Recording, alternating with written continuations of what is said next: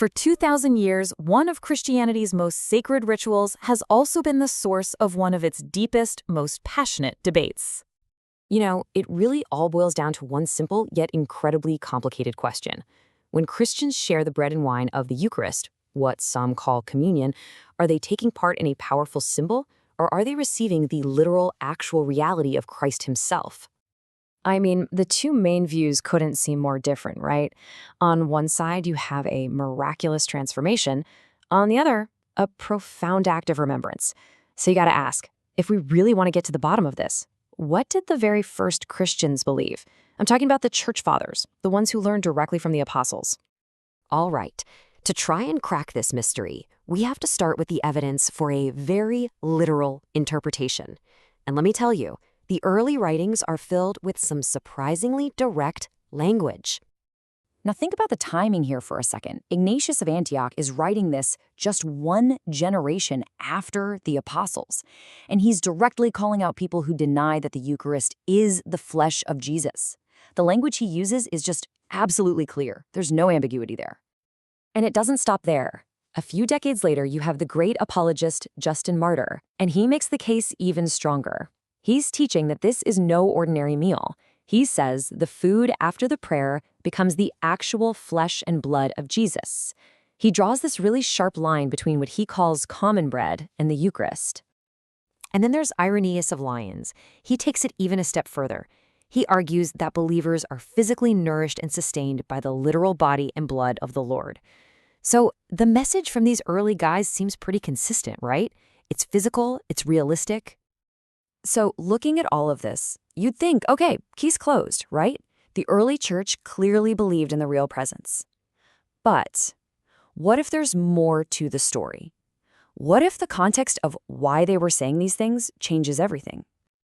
And this, my friends, is where we get the plot twist.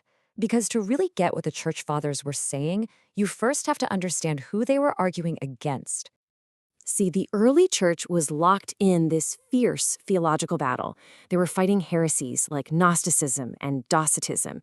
And these groups basically denied that Jesus ever had a real physical human body. To them, all flesh was evil, so Jesus must have been some kind of pure spirit, a phantom, just appearing to be human. And that is the crucial point. Emphasizing the physicality of the Eucharist wasn't just about the Eucharist itself. It was a weapon.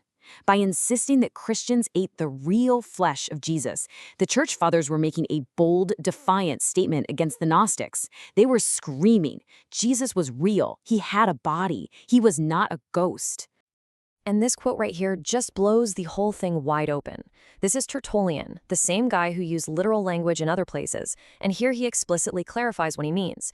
He says Jesus' words, "This is my body," meant this is the symbol of my body.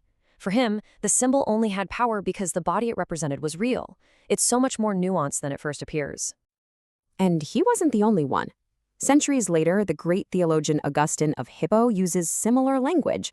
Notice, he doesn't say Christ delivered his actual body, but a figure, which is just another word for a symbol or a representation of his body and blood.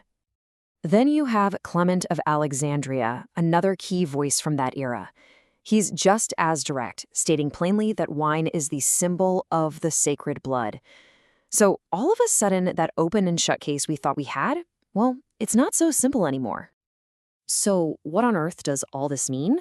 Well, it wasn't a contradiction. It was more like a rich dual language. Think about it.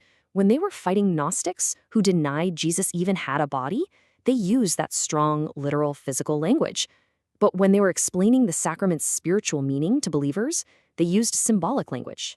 They were trying to describe a profound mystery from two different but equally important angles. But hold on. It's not just about the words they used. The actual ritual itself changed. A lot. Over time. I mean, think about how this whole thing started.